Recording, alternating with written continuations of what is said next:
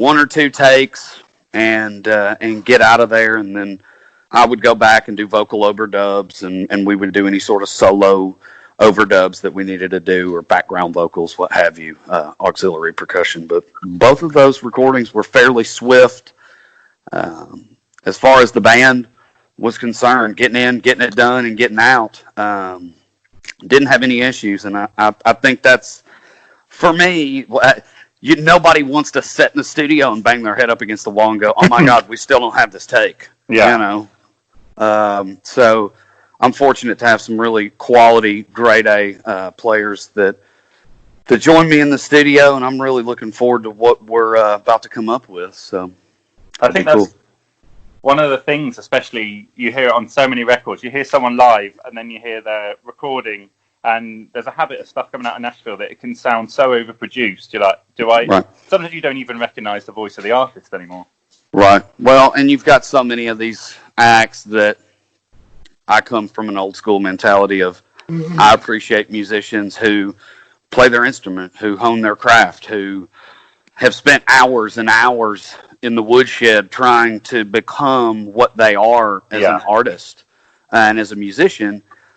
I'm not super keen on these folks who are putting a bunch of backing tracks and putting a bunch of loops and things of that nature in their show, because as much as it is show business, there's also something very impressive about 4-5 musicians standing on stage creating a sound in a moment that anybody that is a musician that has time can play to a click track. That's not hard. That you can program whatever you want to do and create in a very, I don't want to say generic, but I guess that's kind of the word. In a very generic form, you're creating an environment every night that you're mass producing a show.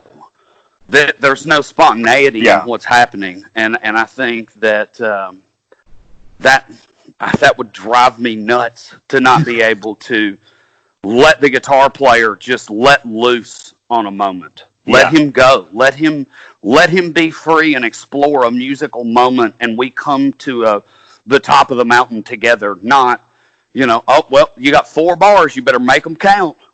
I don't feel like that's, to me, that would get very mundane and very boring very fast. The idea of knowing exactly how a show's going to go would be really, really tiresome for you. I believe so. I think that there is definite room for direction and to have transitions and a little bit of some continuity in the show and to have order in what you're doing. But I don't think that you have to have this robotic show. Yeah. That that it's because I've seen it happen a million times. I've played for artists that have had it happen to them, where something goes wrong with the computer because it is technology, and they go to hell in a handbasket. They have no idea what to do. Nobody knows how to react to the situation. Yeah. And it almost makes the artist, whether they want to admit it or not, they look foolish in the midst. No matter what they do, there's no way to cover it up. That it's, hey, sorry, my backing tracks are messed up. There's no easy way to say that. Yeah, you're stuck. Right, yeah, exactly. And it's like, hey, give us a second. Let us refire up the computer. I don't want to run into that issue in my shows. I think the more, and I try to bulletproof the shows as much as possible, because the more issues that we can eliminate from becoming a huge issue, the better. And so we try to have escape plans for all emergency situations. Cool. So you're an independent artist. Do you think it's harder in somewhere like Nashville, where there's such a big, massive industry machine, to stand out? For sure. Absolutely. I think it's made it tough for everyone who moves here, because there's so much competition, whether you want to look at it like that or not. This is the music business. It's not a friendship ring. Yes, it is, but at the end of the day, the businessmen are doing business, and they want They want to see the product that they're, backing and paying for, and they want to see it succeed. They want to know that so-and-so meets the criteria to this formula. And I think the cream rises to the top, as in everything else, but you see a lot of blinders because there are gatekeepers in the community that are very hard to get to. That if you could just catch their ear and they like it, they could change your entire life. But everybody's vying for those people to come listen to them, and so it's kind of like the lottery in a sense that you pay to play, and then you go, all right, well, is it going to happen?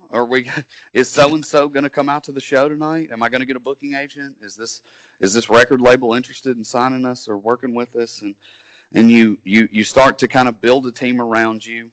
And I think everyone is able in Nashville to obtain the pieces of the puzzle that they need to create an enterprise that goes out and tours and has a successful organization. Yeah.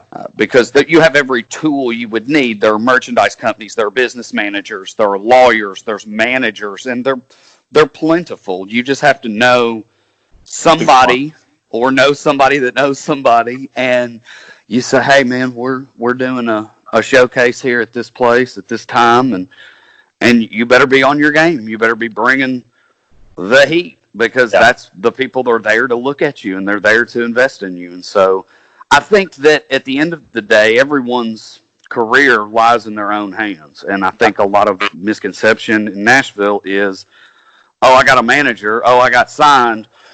Well, they're going to do everything for me. And that's just not the case. I think that even more so than it being competitive, Nashville is a hard-working town, and you've got to be a hard-working artist to be successful at any level. Yeah. So if a label came calling, would you consider that, or would you be worried about sort of them wanting to sanitize what you do? Or I think with the correct record label, yeah, I would be interested in having discussions as to how we may be able to partner together. But at this point, I'm not interested in signing a record deal just to sign a record deal. I think that's a major rookie mistake. And I've been patient, and I think that everything is about timing. Like we talked about earlier, I still think our time is on the horizon for a debut, a real massive debut in the United Kingdom. Yeah. And I feel like the exact same thing with the record label. The right person is going to come along at the right time, and they're going to say, hey, man, I love it. I get it. I understand it. I believe in it, and I am here to do whatever I can to make it happen. Until then, I think we've handled business quite well, and can continue to do it the way we've been doing it. Is there any artist or act's career that you've looked at and would like to sort of follow in the path of? Do you have anyone you aspire to, or do you think that's sort of dangerous for your own career to sort of do that? I mean, let's face it. I think we all compare ourselves no matter what we do in life. I don't think that it's the greatest of things to do, but it's a reality that we all do it. I think somebody that I really dig the way that he carved his career out was Zach Brown. Yeah. I think he's just, man, he did it the right way. I was talking to somebody the other day. He was at the second Bonnaroo in Manchester, Tennessee, which is like an hour and a half right outside of Nashville, which was like our resurgence of Woodstock back in 2000, early 2000s. And I remember going to the second Bonnaroo and going, Zach Brown, who's Zach Brown? And then I looked at the tent, and there's just people flooded underneath this tent. It was packed to the gills, and people were jamming to this dude. And so I got hip to him, and he kind of came out as this jam band type of thing. When he was there, he was like this jam band guy, and then it's like, holy shit, this is cool. Then he starts to take this curve into country, and you're like, oh, okay, cool, and had a couple, did Chicken Fried and all that, and that's what, boom, there goes his career, and and you know, I like that he has a very family mentality around his touring with the big green egg smoking dudes, that he has the big chef come with him, and it's a large to do, and I would assume if I had that much money, I'd probably do something very similar to how he's done it. Nice. So, last couple of questions. Do you have a defining moment of your career so far? Something that stands out where you think, "Wow." I don't. You know, those moments, you try to cherish those moments, but you don't try to treat them like your children, where you know, you say, "Oh well, like this.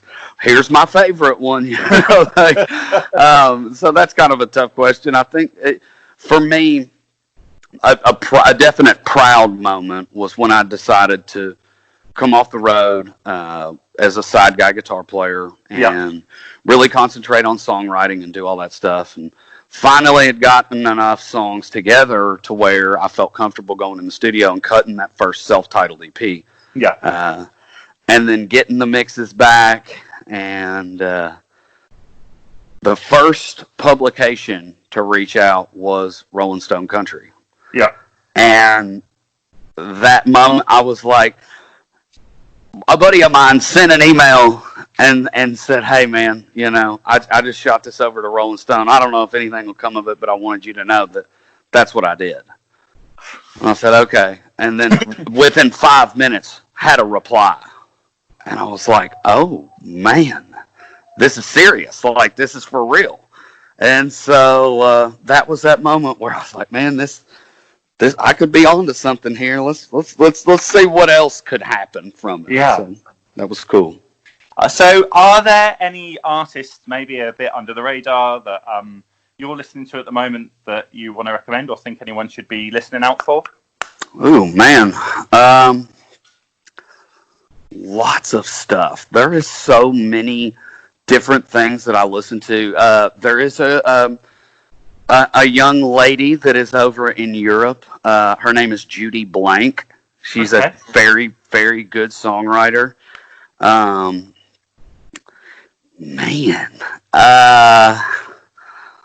Let's see. Sam Lewis is a killer songwriter from here in Nashville. That's right around the corner. Leah Blevins is very, very good. She's starting to kind of make a move over that way. And so, I tell you, there's every time I turn around, there's a new artist that I'm just drawn to immediately. And there's so many of them in Nashville that are so good. It's sometimes it's hard to keep up with. So let's wrap this up. What's next on the cards for you? What are you hoping to achieve over we'll say next year or so, all being well? I'm gonna get in the studio here in the next little bit. As the separation and quarantine allows for it to be a thing. We're gonna cut this full length record. I'm super duper excited about who all's playing on it, who's behind the helm, the songs. This past year we did over 100 shows. I wrote probably 3 or 4 times a week.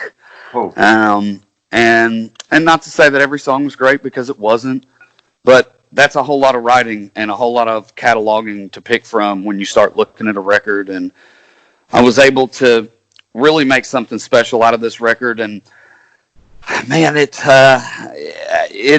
was on track to be a very timely record and still is. I don't think that we're derailed from the timeliness of what's happening, but I believe we're going to call the record "This American Dream." And I'm, like I said, I couldn't be more excited about the songs and the players and the experience as a whole. I really feel like this is going to be the breakout record that puts us on the map. Perfect. Cool. So we'll leave it there. Carl, thanks for coming on, and hopefully we'll see you in the UK soon. Man, thanks so much for having me. I appreciate you, brother. There we have it for you, Carl Daniel. You can find his music in all the usual streaming places and all the usual places where you purchase if you're into the physical copies, and on his website, which is carldanielmusic.com. He's also on the socials. On Twitter, he's at Carl Daniel Music.